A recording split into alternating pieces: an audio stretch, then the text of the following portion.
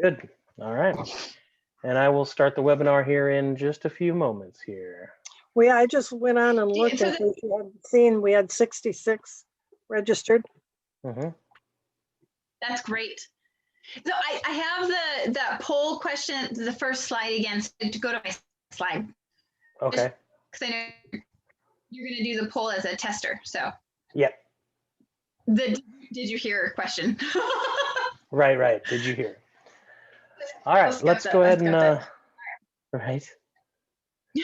All right. Yeah, and Janda, we'll change the poll, that first question about EnviroHouse. We'll add that. I'll make sure I mention it when I talk about the poll. Okay. If they heard it through the EnviroHouse website, put that in the chat. Okay. And then we'll fix it. All right, here we go. Start webinar.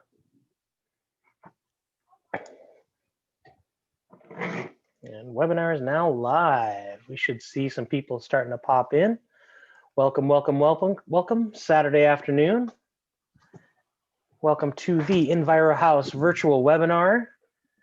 This one is on mason bees today. I wonder how many we got after that last one just to pop into this one. Like, I didn't look at registration before the first one today. So, all right, let's see. So we are live here on the webinar, and I am Gator. You're watching the EnviroHouse webinar. We have Janda from the EnviroHouse and Jenny from GardenSphere. Today we're going to talk about mason bees. So welcome, Janda. Okay. You want me to chat now? Don't think I'm muted. Can you hear me? Okay. So I will repeat a welcome. And we finished our fruit tree selection workshop this morning, which went well. That was a great presentation, Jenny. It was all a reworked presentation. And Jenny redid the one for mason bees. So I haven't seen this yet, so this will be cool.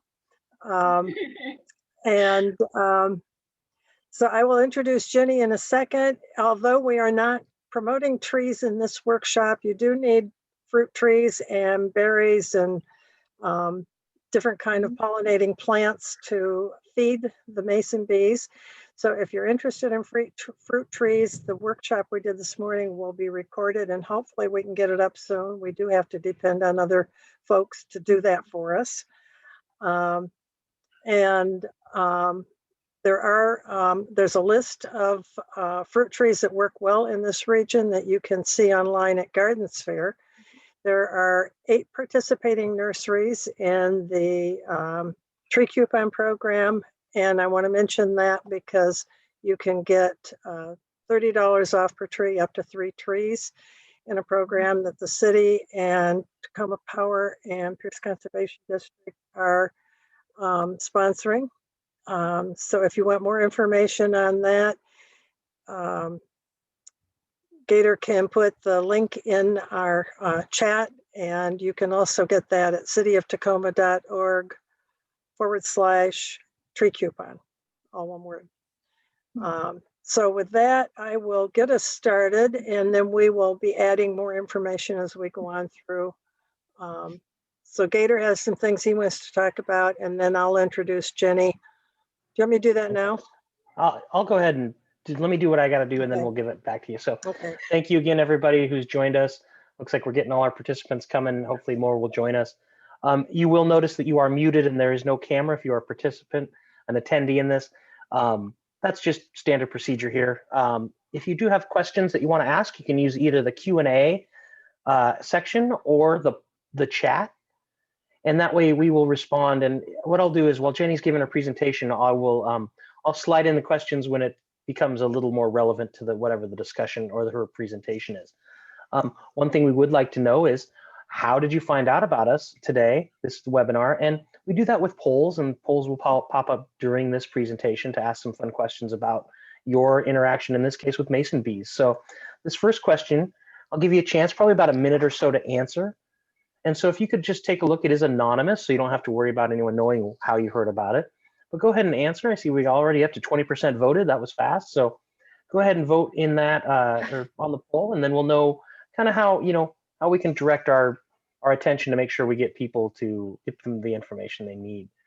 Got a good turnout this afternoon. Hope everyone's enjoying their, I guess it's that awful sun is out. I know everyone else loves sun, but that's me. So I like the rain. All right, I'll give you, let's see, about 81%. Looks like we have a friend of ours, a guy named Preston P. He said he found out about this from Janda directly. So that's a great way to find out things. Janda knows stuff. So I'm going to end the polling. We'll take a look at the results. There you go. Facebook social media is our #1 right now. So that's good to know. And if you heard about it from the EnviroHouse website, that's a good thing. Go ahead and throw that into the chat for us. So I'll get that out of the way. And now, without any further ado, Janda, you may introduce Jenny. Okay. So Jenny Call, and I didn't do this morning. I apologize if you were on that one. We were trying to get firewood into the house here. Jenny Call is from Fife. She grew up on a farm in Fife. She's got an ag degree, and she's been teaching workshops through and for GardenSphere and for me for what, 10 years now, or 8 years, something like that, a long time. Yeah. And she's also an elementary school teacher, and she can fill you in a little bit on her background. And Jenny's going to teach us all about mason bees. So thank you, Jenny, and take it over. Thank you, Janda. Yeah.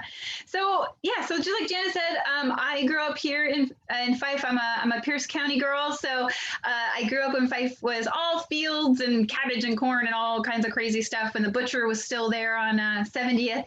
And so I just I feel like I've kind of grown up doing things that involve agriculture, the environment, and how to tie it in together. I have a sustainable agriculture degree, and I am also an elementary educator here in Pierce County as well. So I've been doing this a very long time, and I just absolutely love it. So today, what we're going to be talking about are blue orchard mason bees. Now, these blue orchard mason bees are so cool because not only can we keep little houses of them in our at our residences, but they're native to our area. So even if you don't get the cocoons, and we'll talk about that later, they might just show up in your houses anyway because they are native to our Pacific Northwest. So I'm going to go ahead and start the presentation. Thank you for joining us today.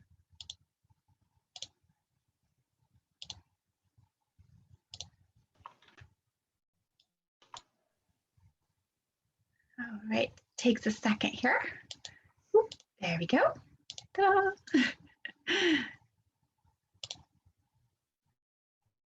All right. So we've got their scientific name on there as well. Some folks like to look it up that way. So the blue orchard mason bee, and again, I've been with GardenSphere for a long time now, since 2012. I love working for them. We're like a little family, but everybody there can also answer questions. If you have any questions once the webinar is done, lots of good information and help can be given there as well from my family at GardenSphere. Some reasons to home mason bees. So if you have fruits and berries that you grow, you're going to see that there's an increased amount of fruit that you're going to end up getting because you have mason bees. They come out at the right time. Everything is blooming here in the Northwest, and they are like super powerful. They're out even before honeybees, and so mason bees are early emergers. They really are able to get a huge cross section of fruits and berries pollinated. You're supporting the natural ecosystem. Again, the blue orchard mason bee is native to our area. So you're helping support and boost that ecosystem that we belong to and help ensure we have more diversity of our pollinators. Mason bees, again, are native pollinators, which means that there's very little that we have to do. I mean, if you don't end up being able to take care of your mason bee house in 1 year, maybe something happens, you're just super busy, something, you weren't able to take care of it, they're going to find another place to lay their cocoons. And don't worry, because they are a native pollinator, they're totally adapted to do that. So they're real easygoing little bees. They're a whole lot of fun to watch, observe. They don't sting. The males can't sting at all, and the females rarely sting. I mean, we've had in GardenSphere, we've accidentally left boxes out, their cocoons, and because the shop is so warm, they've started to emerge cocoons, and so we just let them out, and then you keep the doors open and they fly out, and then they pollinate the fruits and berries that are at GardenSphere. But they're so just docile, and a lot of times they get mistaken for flies because they have this iridescence to them, and tell them apart. I always say if you see a fly in the house, just let it outside if you're unsure if it's a mason bee, or because they accidentally get killed all the time. So they're very similarly looking because of that iridescent color, that blue iridescent color. But they're super easy. They're great for projects, an easygoing project to start. All right, and here is our first poll.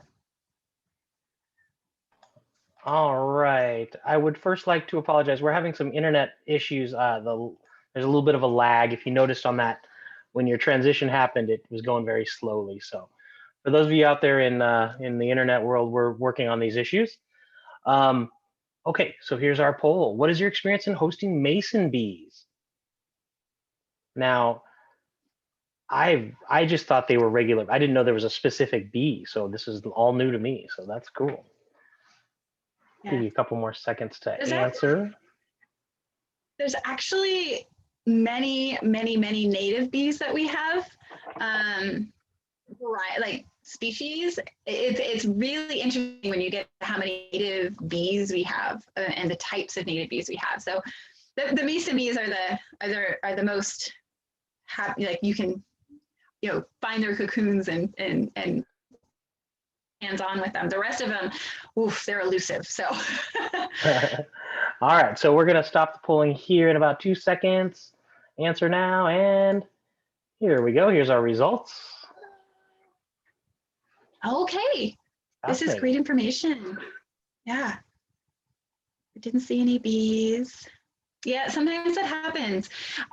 Sometimes the conditions may not be right, and so they find a different place to be. Yeah.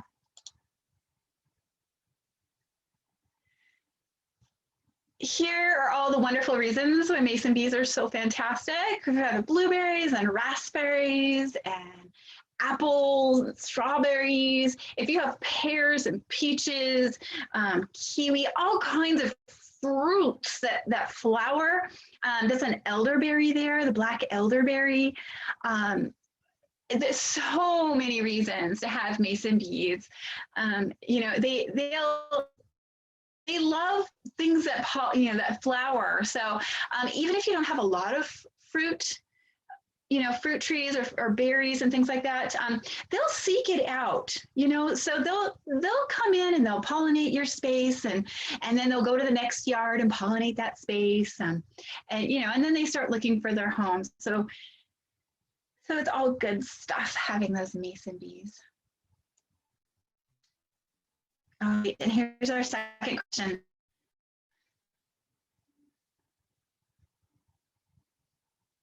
Hey, do you have fruit trees or early bloom pollinator plants? Food source. You can answer this one more than once, so don't be scared. Go ahead and answer now. Fascinating, the results. All right, and remember, if you have any questions, put them in the chat and or in the Q&A, and we'll answer them. I'll pass them along to Jenny as we get to that part of the discussion. So we got 75%. I'll give people a few more minutes. Let's see, and here we go. 3, 2, 1. Here are your results. Oh, a lot of flowering perennials. Cool. Berries. Yeah, berries are super easy because they can stay fairly small, right? Apples and pears, cool. So you'll have something, which is great. That's good. You have food for them. That's the most important part is keep, having something for them to eat will keep them in your yard for sure. Okay. Where are they going to live? So you're going to have to get a house or build a house. It has to be easily cleaned because you're going to be cleaning it once a year.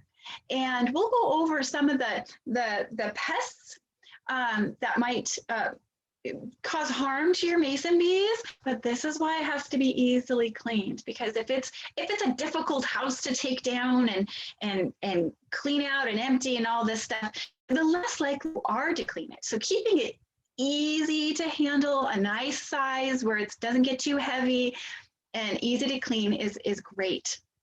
You want to find a house that is going to have an overhang of about 2 to 3 inches. That's to protect the mason bee holes once they're mudded over. It protects them from the weather, protects them from water damage. It keeps them shaded, so that overhang is really important. The openings, or the holes for the mason bees, that's where they're going to go in and lay their eggs and make their cocoons. Very specific. This is where they get a little picky. So the holes have to be 1/4 to 3/8 inches in diameter. It can't be more and it can't be less. This is where the mason bees are particular. I think it's only really the only super particular thing that they have about them. Everything else, there's a little give and take, but the hole size matters. Different hole sizes are really in specific diameter of hole in that little range is really for that mason bee. Okay, so it's going to that's going to matter a lot. You want it at 6 to 8 inches deep. Okay, so this is about 6 inches, and then we go into 8 inches. It's just a little bit longer than that, So 6 to 8 inches deep. Okay, your tubes are going to be about 6 inches. If you do the cardboard tubes, those are going to be about 6 inches. So then you get a little bit 2 inches leeway there. Okay, and when you are thinking about placing your mason bee house, ideally you want it to face eastward. So face it towards the east. Okay, it's going to get that nice morning with the sun coming up. And then it will hopefully be shaded off by the time you get to that hot morning sun. That's absolutely the most ideal. Otherwise, you can go ahead and put it in a protected place. So location, where it isn't going to be in the hot sun. You do want to have it that is shading in the hot of the afternoon. Morning sun's okay because it's not too extreme, but putting it in a location where it can be protected from that afternoon sun is going to be really important. We have a quick question about mason bee building. Is a cut garden hose too big in diameter than using cut bamboo? That's the question. So again, you're going to have to measure it 1/4 to 3/8 inch. And ideally, I would not use bamboo, and I wouldn't use anything that's terribly difficult for cleaning purposes and for the health of the mason bees. I wouldn't use anything you can't cut open and check out the cocoons to make sure they don't have a few of the issues that I'll bring up when we get to that section. So I wouldn't use hosing at all. It'll make it really hard on you, and then cleaning it is going to be just a pain in the tuchus. So here are some examples of houses that have the appropriately length and they are deep enough. So the middle one there, that really long one, it is 6 inches. It's hard to tell in this picture, but it is a 6-inch deep. The only thing I have to say about that one that is a little bit troubling is that you can't take apart the wood on that one. that block, you can't take it apart. So the cleaning that one is going to be more difficult. However, the first house, this house here, right here, it's great overhang. It's got a fantastic opening. That opening is, and the depth is 8 inches. This is a block actually comes apart. So it's super easy to clean, very easy to clean out. And with this type of wood block, the separating block, you can put the paper straws in there, which even makes it easier for you. You don't actually have to clean the wood, but you're taking out those paper straws. Okay. A lot of folks do these days use PVC. The back end is the cap, and this is the open, and you can see the cardboard tubes in there. These cardboard tubes don't have the straws, the paper white straws inside, but you know what? For easy cleanup and easy mason bee storage, if you get these cardboard straws, tubes, these tubes will last 2 to 3 seasons, and all you have to do is replace the paper straws that go inside.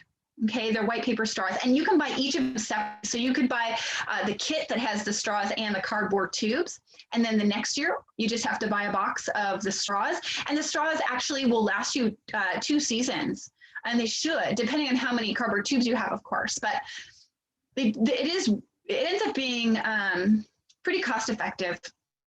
PVC pipe, you know, you can buy them this way, or you can make them yourself. You know, real easy to make. This is, when you get a wood block, this is what the wood block looks like. It's just bound with rubber band to keep them together.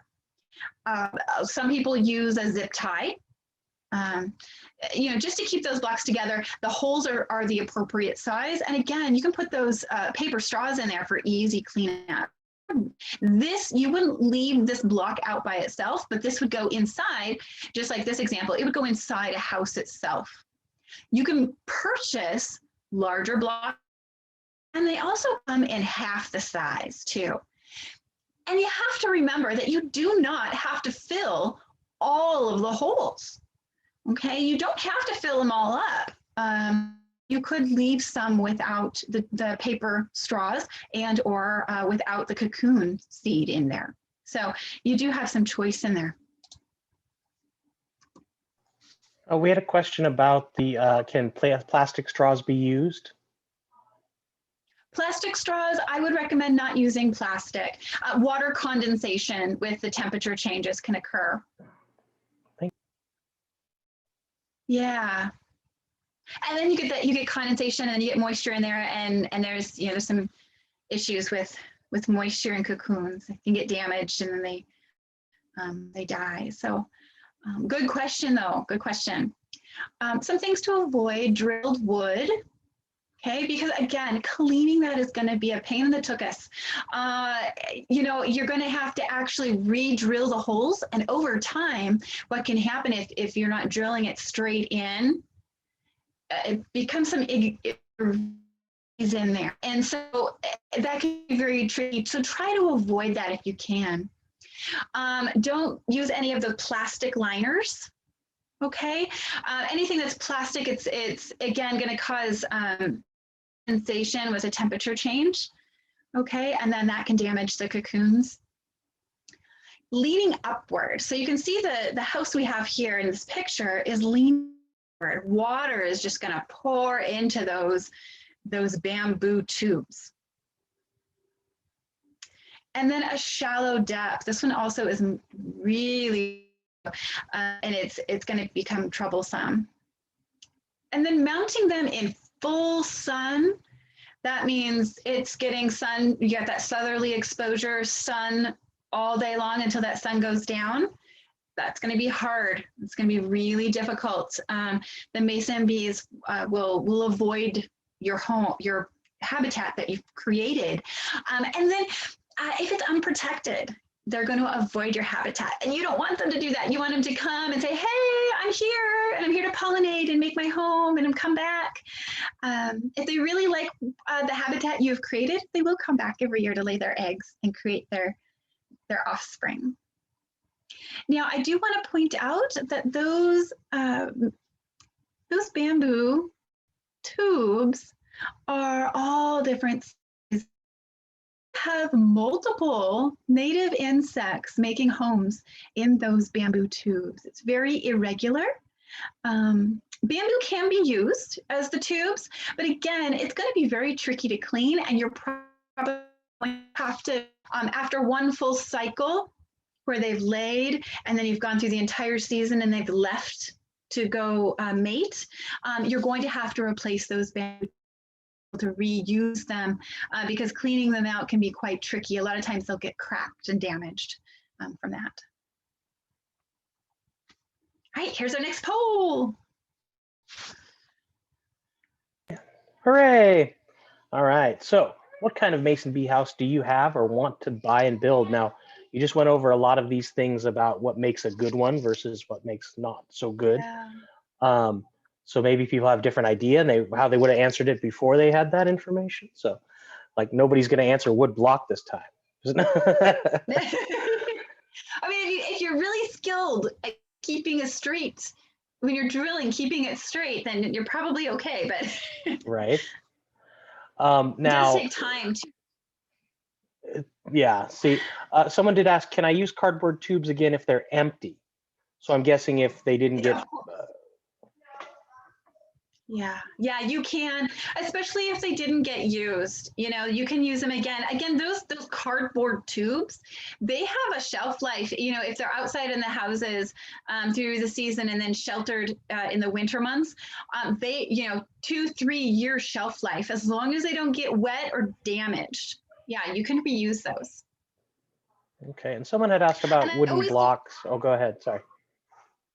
Oh, I was gonna say, especially if you use the paper liners, you know, you can reuse them, those cardboard tubes up to 3 years. Awesome.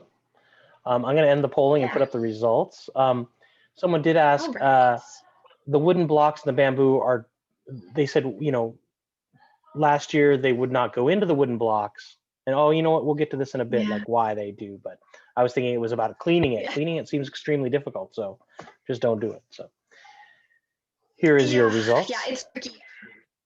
Awesome.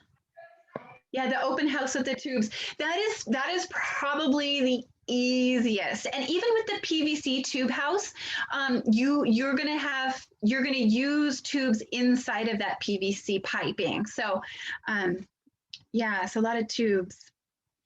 Cool. All right. So you've got a fantastic house. Now you have to seed it. And that's what we mean by buying cocoons and getting yourself all prepped, right? So when you begin and you have a brand new, beautiful mason bee house and you have it in the right place and it's got their overhang, it's gorgeous, right? You're ready to go. Your first time, you are probably going to, and you really want pollination. Say you've got, you know, lots of apple trees and pear trees and plum trees, and you really do need this pollination to happen.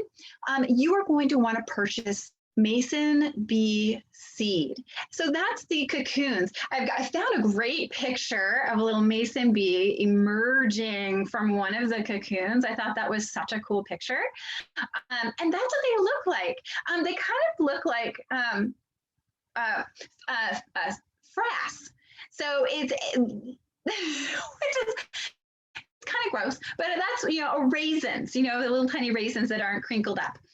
And you are going to want to buy them January to April. I know GardenSphere, we have seed and the cocoons in a box. A lot of times they're going to come in amounts of 10 to 16, depending on who the provider is.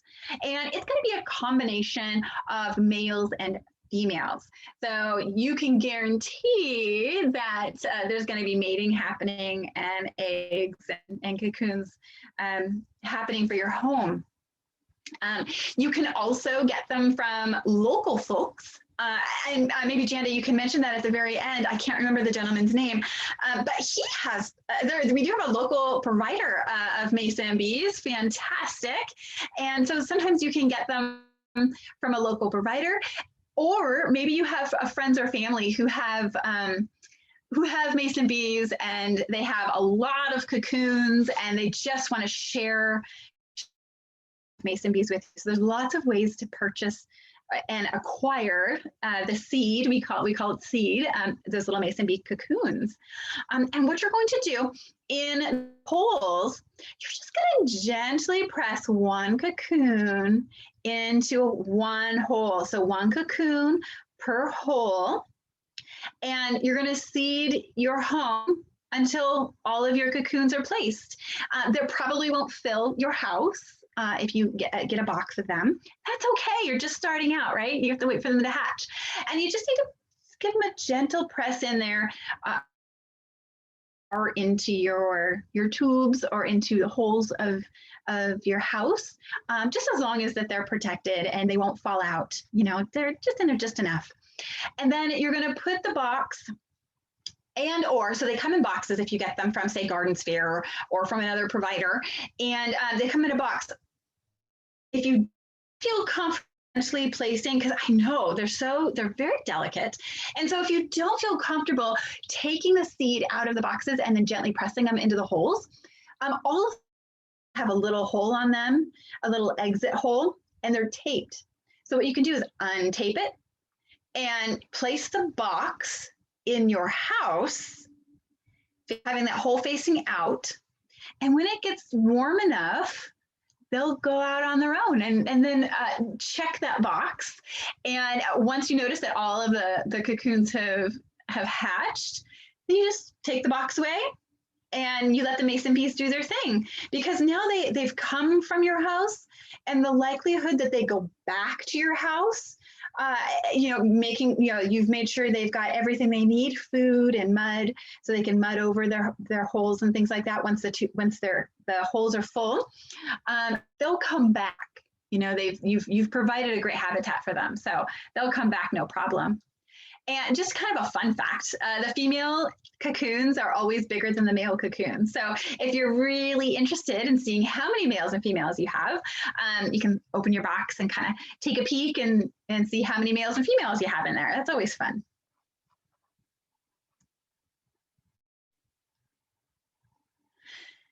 And then this brings us to our timeline for a mason bee. Okay, so we are in the start of February. In January, mason bees, they're in a cool, dry place. If you have an established house, okay, or January is a great time to purchase a house and find a mason bee cocoon source, find a seeding source, and really prep your habitat area, making sure it's the right place and you got it all set, you're ready to go. All that part, right? If you haven't done this before.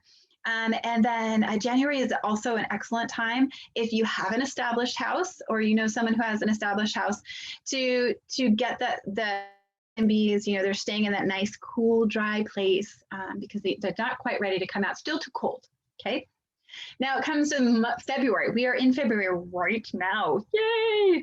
At the end of the month, you're gonna place your houses outside. You're gonna put them outside in their east-facing location, all tucked in, ready to go. And your bees, once we have a consistent and steady temperature of 55 degrees and above, they're going to start coming out. They're going to start hatching. And the females come out first. Okay, all the females are going to come. They always emerge first. So if you know someone who has an established house, just and they don't know that, maybe they don't know this, maybe they don't know that the females come out first, but it's always kind of a cool thing. And then the males are the last to emerge. So once you've been doing this for a while, just know that your females are going to come out, and then the last ones to come out are the males. And then once everybody is out and about, they've hatched, they're having a good time, that's when mating begins. So this is the important part. They start feeding and mating at the end of February. This is a great time once everybody is out and about looking for food and mating Then this is a great time to replace tubes, kind of do some clean out of the house, kind of clean it up a bit, put new paper tubes in, okay? Great time to do that. If you've only placed, and you know, if you've had a box, right? You did the box method where you set the box on and open it up. Then you won't have to really do anything. So the fresh house, brand new tubes, new straws, everything. You won't have to do anything this year. But just keep in mind, next year, you're gonna have to replace your paper straws and you're gonna have to clean out that house to prepare for pollination, laying of eggs, and mudding. And that's where we get to March to June. They are super active. And these mason bees are out there pollinating every flower that's open. They're coming back to those houses and those tubes. They're going in and they're laying their eggs. They lay the males first, and then they fill those tubes until they're all full. And then what they do is they need a mudding source. And so I always like to keep just a spot, you know, kind of muddy next to the house under the eaves. And they take that mud and they cap the tubes, they cap those holes. So you know it's active between March and June when you start seeing mud in your mason bee house. I mean, that is a time to celebrate. That means they are back, they're laying eggs, this is a cool time watching those houses. And they can have 30 to 35 chambers in a tube. And so it's a cool thing to watch. We have a couple questions related to this. The first one is, yeah. I don't see bees around as it's winter. Do they hibernate or migrate to warmer climates? So with the mason bees, they die off every year. And so that's why they spend so much time laying eggs. They spend so much time laying eggs and preparing and collecting pollen that they have a 1-year lifespan. Some of our other native pollinators, they do go underground. They make holes and they have burrows underground. And so that's why we don't see them. You know, it's just too cold. Even with honeybees, it's only the females who stay in the hives. And so it's a whole life cycle transition, temperature change. It brings everybody in. That's why we don't see them in the winter. It's just too cold for their delicate bodies. Yeah, good question. The next question is, and do mason bees pollinate veggies? You've mentioned that they pollinate. Do they vegetables also? They can if it's within their window. If you remember, mason bees are one of the first native pollinators to emerge. So a lot of times, like our tomatoes and things like that, a lot of those late, mid-summer, late summer blossoming and fruiting annuals, like some of our veggies, they're actually getting pollinated by honeybees and other native pollinators. They're not necessarily being pollinated by the mason bees. The plants that super benefit from mason bees are fruit trees and bushes and low fruiting plants. Yeah, there might be a few out still at the beginning of July, but most of the time they're starting to wind down while everybody else is picking up and starting their mating process. So yeah, they're kind of just off enough from the rest of our native bees and honeybees that it's in the timeline seasonally. They're more for the early flowering stuff. So. Right. One more timeline question. This one's a good one because it kind of shows where people might be.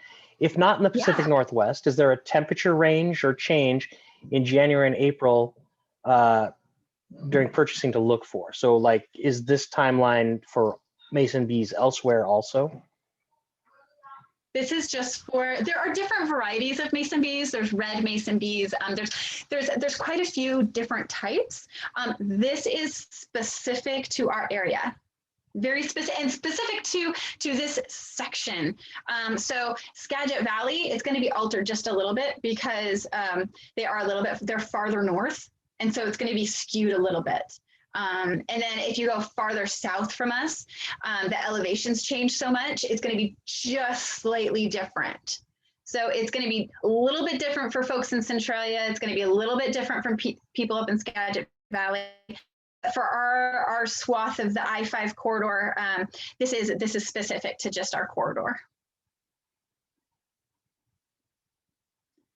All right. I hope that answers that question. Sounds good to me, so thanks. Yeah, and closer to the sound, right? Because once we start creeping up in elevation, say Eatonville, it stays colder, right? It stays colder longer because of elevation purposes. And so it is going to change a little bit. You know, they might not emerge until March because of a temperature difference, you know? So it really does matter. That temperature is a huge deal. And then July, this is where we get a transition, okay? So July is that marker. They have mudded over their chambers, their cocoons. They've mudded everything over. This is where egg development starts. And all been out pollinating all spring, their life cycle's winding down. Okay, they're starting to wind down in their life cycle. So they're slowing down, they're not pollinating as much. They're not mating at this point. They're just, you know, maybe finding pollen just to sustain themselves. So it's not a huge drive to lay eggs at this point. There's nothing driving them to be super active. They're super slowing down at this point, the adults. And inside of your tubes, the eggs are developing. Okay, the mason bees have egg and larvae development through the summer. It's really fast. Okay, so the eggs are going, July, eggs are starting, they're going. Protect your mason houses, mason bee houses. You know, put just a screening over the opening. There, you can purchase these very fine fabric bags. It kind of looks like tulle, the fabric tulle, and you can cover your mason bee houses. That's just so you know, pests come in and try to mess with your houses while the eggs are developing. Kind of protects them a little bit. You're the caretaker at that point. Then August to November, we have tons of larvae development. I mean, they are just growing. And we're getting into fall. So you gotta really look at the scavengers at this point, okay? Any scavenging is happening. It's gonna be happening in the fall because everybody's hungry. Everybody's getting ready for winter, storing fats. And those larvae are full of fats. So you're gonna have to really super protect them at that point. When we start getting into fall, September, October, November, they need that extra protection. And then we get into November and December. The cocoons, you can take your houses down, okay? And if you used the paper straws or the cardboard tubes, you can take an X-Acto knife, gently open them. It also is the paper straws that you put inside those cardboard tubes. They are a spiral. So you can take one corner and just unwrap it, and you take the cocoons out. Okay, you can share them with a friend. This is also a great way to look and see if anything, you know, any mites have gotten in there. If you couple things, I'll talk more specifically about that as we go along. But this is a great way to do a count too.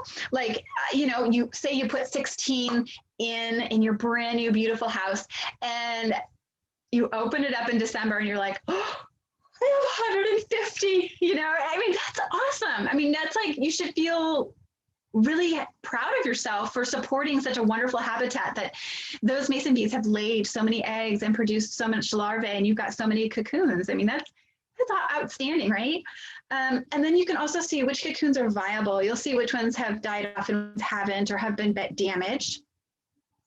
And then what's really cool, if you're using those cardboard tubes, you can place all of the cardboard tubes in a box that has holes, and then put it in a nice, cool, dry place. Okay, so if your garage stays very cool, pretty consistent temperature during the winter months, great place.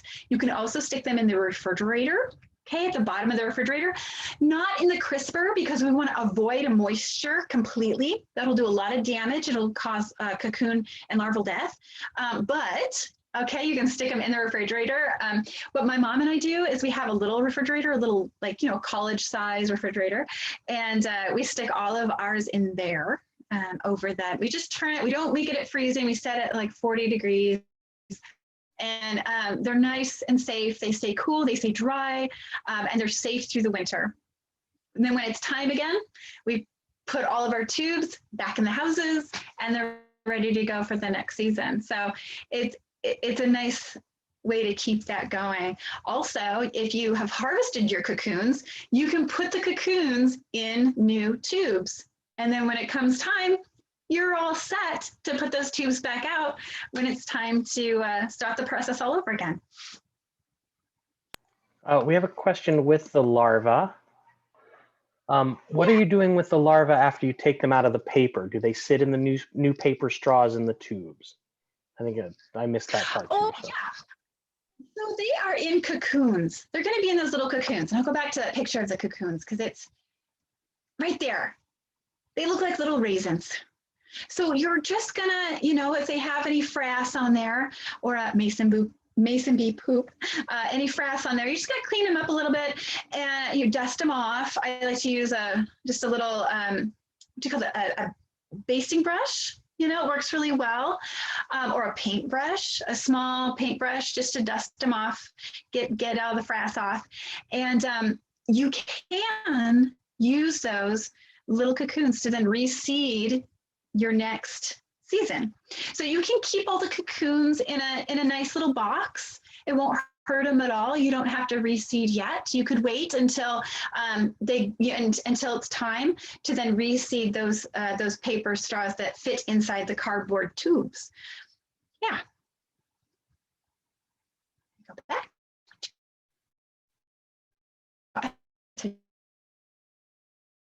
So they're so cute. Some of the most common, you got our woodpeckers, that's a flicker. Okay, woodpeckers love getting in there. They're like, this is where we get into like the fall harvesting situation where they're hunting and they're scavenging.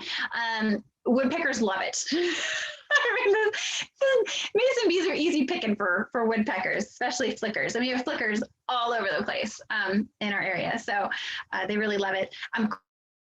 Those are very, very smart. And so if they figure it out, there's some good eating in there. They will try to eat those larvae and the cocoons. And squirrels, okay, we know squirrels. Squirrels are going to get into anything that tastes good. So yeah, you're protecting from those squirrels. And squirrels are pretty savvy. They'll figure out how to get behind. We all know how they love bird seed, so but the lengths they go to get our bird seed, so they will try to get those larvae if they figure out actually what's inside of them. A lot of times with squirrels, it's the flickers who get in there first, and the squirrels are very observant, and the crows are very observant. They see it happening, and then they go ahead and take their share of the feast. So these are our main pests. So you might be able to address this, or this is, how do you protect against these things? Like that's, right? That's the big question, right?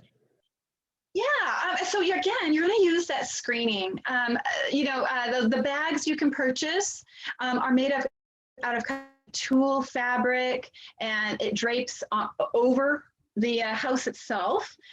You could get some screen door material or window screen material and place it in front of your holes. And again, you're going to do this once they're all mudded over. So end of August ish. End of July into August, you're gonna once you see that they're all mudded over, you can just go ahead and put that the screen right in front of it, and that really does help. Yeah.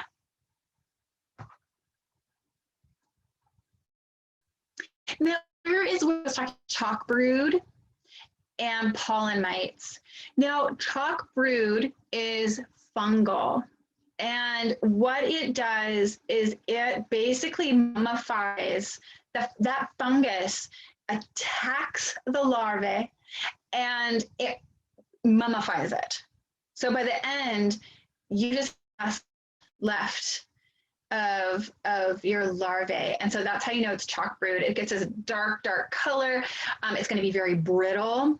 Okay, it's not going to be that raisin, that oval raisin shape cocoon. It really alters that larvae, and it kills just very slowly. Chalk brood is not super common, but it happens, and you really have to pay attention to that. It's one of the reasons why those paper straws that you can put inside of the cardboard tubes, super handy, because if you see a few of your cocoons have this fungal infection, you can get rid of them immediately, and it won't, you're gonna have to get rid of several that are around it, cocoons that are around it, but mitigate the spread of that. Now, I also really love this picture because it shows the mudding.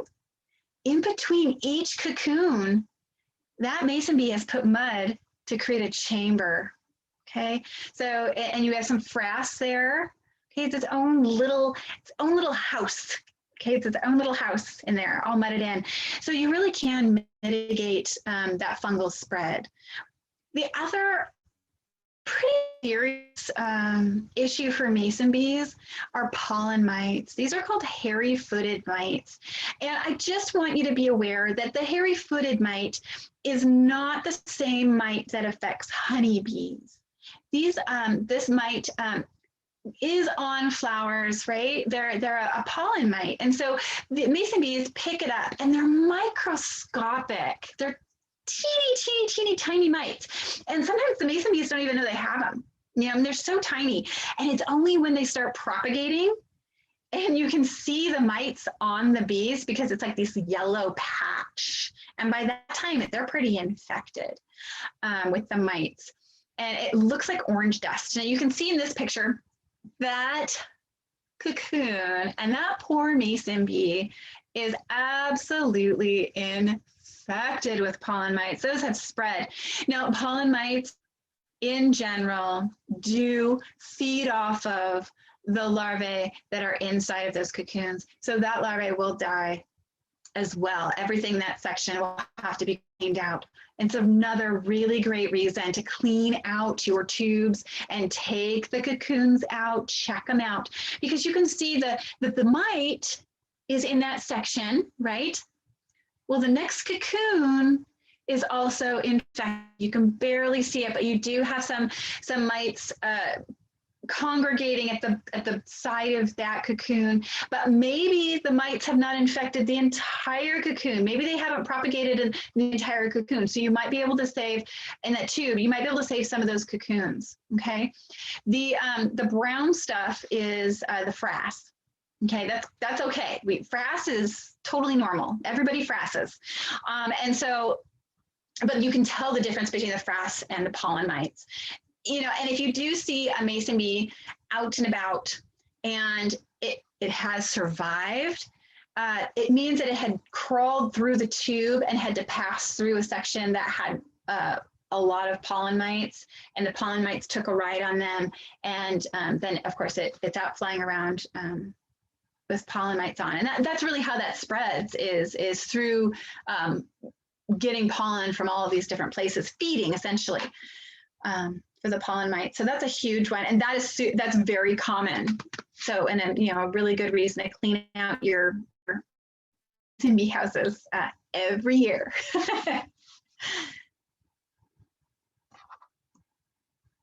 All right. And that was my last slide. So if anybody has any more questions about the mason bees, then we're ready for our last poll about participation in the tree coupon. Right. Well, I have a few questions. So while this poll is up and people answer it, I'll try to see if we can't hammer a few out. The first one is, can you use a tin can to hold straws? And by tin, I think we mean soup cans, right? Yeah, as long as they're the big ones. Because you can take the tubes and put them in there and everything, and it totally works out. As long as they're the right depth, you totally can. Yeah. Perfect. What is there an ideal height to place the house? I really like to place them closer to the eaves of a home, because then they get almost double protection, right? So they have the little overhang on their house, but then they get the extra protection of the overhang of the eaves. You know, and if it happens to be kind of a hotter spot, maybe they couldn't place them in you know, in an east-facing place, and that was the only place they could place them. The eaves provide some protection from weather and from sun. So closer to the eaves is always better if you can. If you can't, high enough to keep the critters out. Nice. I would opt for not in a tree. Sure. That's good. Yeah. Good to know. Yeah. Someone else wants to know, is it a good idea to use boba straw and insert paper roll inside? The straw is about 3/8 inch diameter. So I don't know what a boba straw specifically. Again, it's plastic, so the tendency for condensation is pretty high, and you want to remove anything that's going to produce any condensation. You don't want that, because it's gonna damage the cocoons and their habitat. So I would just stay away from plastic completely when you're thinking about the cocoons and where they're going to lay their eggs. Just plastic is just not a great choice. Yeah. Someone would like to state the first brood cell that the orchard bee makes, those are the furthest back, will develop into female bees, while the other ones closer to the entrance of the nest will become males. Scientists believe that bees do this for one or two reasons. Males need to emerge first, so that they wait for the females during the mating season, according to the U.S. Forest Service. So just a little bit of trivia there. And then do the houses attract wasps? Good question. Well, because of the diameter of the holes, and because they're very early, if they're mudded off, the likelihood that they're going to attract them is really low. You know, and that's why, I mean, they might want to feed on the outer larvae and get the protein there. But that's why, you know, you would protect it somehow, put that screen on it when they're done mudding up. Yeah. So it seems like, and someone else has said that eave height is where the flickers hang out. So again, I think for protection, I mean, they're vulnerable until they get mudded up, regardless. But it's at different stages. They put an egg and then they mud. But so it's just when that cap finally gets on, you got to screen it as soon as possible. Is what I'm hearing. Yeah, I would. And a lot of times it really depends on where you're at. If you have, and the height. So if you're thinking eaves that are, you know, 25 feet high, that's different than a one-story house with eaves that are, say, 12 feet high. So it really varies. Of course, the flickers are going to go somewhere that's higher. In my experience, if you're in a one-story house, flickers, unless, you know, you have mites, termites, or something else for them to eat there, flickers aren't going to hang out there. They're looking for the holes. They're looking for dead wood where there are insects inside the wood. So if flickers are hanging out near eaves, I would take a deeper look, because that's not normally where they would hang out. They hang out where food is. Mine tend to hang on the feeders. Makes me nervous. Oh, and just a thing that I've learned, we're supposed to not be feeding birds currently because of there's salmonella out there right now. So we should pull all our feeders and clean them anyway. Another question, can bees get mud from nearby garden soil? That's a good question. So can they get it from the nearby garden soil? Garden soil is different than mud. Mud. So think fine particles. Think something that's been dried out a lot, that's, you know, maybe next to your house. It looks like dusty, kind of clay-like mud. You want to think something, because they're mudding, and you can think of that as claying it up. They're closing it. Garden soil doesn't close anything up. Most of the time it has too much humus in it. And so it's got too much stuff. It's not going to create mud that sticks there and clays over and dries. And so it's not going to be garden soil. It's going to be more of a clay, think of more of a clay mud than a garden soil mud. A good way to locate, a good way to locate mud around our house is the dog or our children. Will find they're really good at finding mud after I've cleaned the floor. Not that I clean the floor very much, but once you clean, you'll find a lot of mud, I'm sure. So someone is curious about the cleaning process. How do we clean these? And it does seem like it just takes the care, and you have to you're opening the tubes, right? And then you're and that's where the paper, you don't have to sacrifice the big cardboard tube, you use the paper one, easier to open, like scissors, or what's the process like? You can just unroll it. Okay. Because it's think of it like a Pillsbury dough pop roll container, same idea. So you can just tear it and it comes right off. Okay. Super easy. And then you can take the cocoons out and clean them off and put them in a protected space. And then you are going to want to clean out the house itself. Seriously, the mites are microscopic and they will hang out. So you got to clean the house inside itself. If you're using those separating block, you're going to take each of those blocks and you're going to just use some vinegar or some alcohol and use a toothbrush. I like to use a toothbrush and then just scrape out each one that's been used. Because not all the holes are going to be used. If all the holes are used, bravo, because you have created an awesome habitat. But not all of them are going to be used. So you're going to want to just scrape it all out just to ensure that you don't have any mites left over. Fantastic. One last question, and then we'll get Janda back in here. Do the bees spend time in the tubes, or just the larva in the cocoon? Is that where they hang out, or do they? Yeah. No, they're kind of solitary. Where they lay the eggs. Yeah, that's just where it's like they're in there developing. They come out, they're doing their mating, lay eggs, and then they're like, "Peace, I'm out." They really aren't social, so they're not going to hang out like honeybees.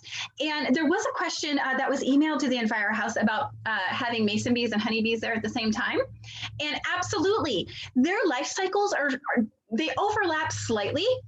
But when honeybees are in their prime, when it's warm out, and July, August, September, they are in their prime time looking for food and making tons of honey. That's when the mason bees are going down. So they overlap just a little bit at the end of June and July, but they can totally live together. They have different habits. Honeybees are super social and they have a whole way of communicating and working together. They're a huge team. And mason bees are just like, I'm doing my thing.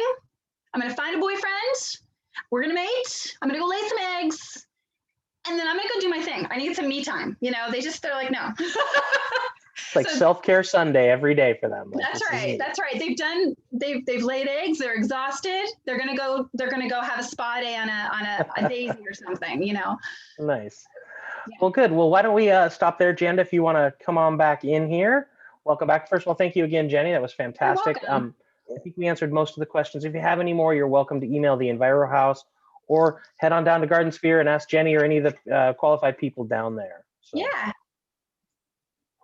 So I want to add a couple comments too, because I was muted and I couldn't get back in. But some of my experience at the EnviroHouse, I had mason bees for 3 years. And the first year it was perfect. The second year we had one of those periods in February where it got really warm for a couple of weeks, and the bees started to emerge, and then it got cold again, and there wasn't enough pollination. There were pollinating plants that we have around the EnviroHouse weren't out. And so I don't know if they didn't get enough food or what, but I didn't get very many back. The first time I had 10 cocoons, and the second year it completely filled. When they remudded at the end of that year, they had almost filled all the tubes. And then the second year, I didn't get as many back, and I think because of the weather, or I don't know what exactly happened. And then by the third year, I had some mite infestation. I had wasps. I lost almost the whole colony. So it really is important to make sure that you're checking them and cleaning them, and following that advice. And hopefully we don't have a really early spring where you get bees before you get plants for them to feed on. So yeah, that's why I say put them out at the end of February. And then we've overcome that weird February warm thing, and we're starting to get into more regular temperatures. Right. So if there are no other questions that we're dealing with right now, I just wanted to mention, besides thanking Jenny, she will be back in a couple weeks, well, a month, I guess about a month. Yes, yeah. So next weekend is a 3-day holiday weekend, so we're not doing any webinars then. The 20th, I'm still trying to get one on gardening. I haven't got that submitted yet, so that'll be announced when we get it. 27th, we're doing landscape tree pruning. March 6th, we will be doing recycling for mostly for Tacoma, but it'll touch on some things that are good for Pierce County on how to recycle right and where to take things and that sort of thing. Our Tacoma staff will be doing that. On the 13th, Jenny will be back and we'll be doing chickens, how to raise chickens in the morning. And then in the afternoon, we'll be doing how to build a coop and run. 20th, we'll be doing composting. And on the 27th, we'll be doing heat pumps. So that's the lineup for the next month and a half. And you can register in the same places on the EnviroHouse website and Enviro News listserv, and we'll get that information out to you. So thank you all. Fantastic. Thank you, everybody. Thank Gator. And yeah, thank you. Someone did want to, so George, I guess, sells mason bee cocoons. Someone is asking that in the questions. So, yeah, anyway. I couldn't remember who was selling them. That's right. The mason bee cocoons, many of the nursery, the small good nurseries sell them. GardenSphere has them. I think McClendon's used to. I don't know if they still do or not. And then there are individual people around that sometimes sell them too. So fantastic. And the other supplies. Good. I'm frozen. Yes. And again, I apologize. Usually my internet's pretty good here, but my daughters are in a birthday party for their friend that happened to start at the same time, and it just drained everything. So a lot of that technical issue today was my fault. I do apologize. My background keeps popping in and out. But okay. These are all things that we're all working in this virtual environment all of a sudden. So it's like watching old Max Headroom from the 80s. So, all right, but thank you, everybody. I'm going to end the meeting, and we're all going to meet in another meeting in a little bit. So thank you, everybody. Stay tuned. We'll see you next time. Bye. Bye. Bye.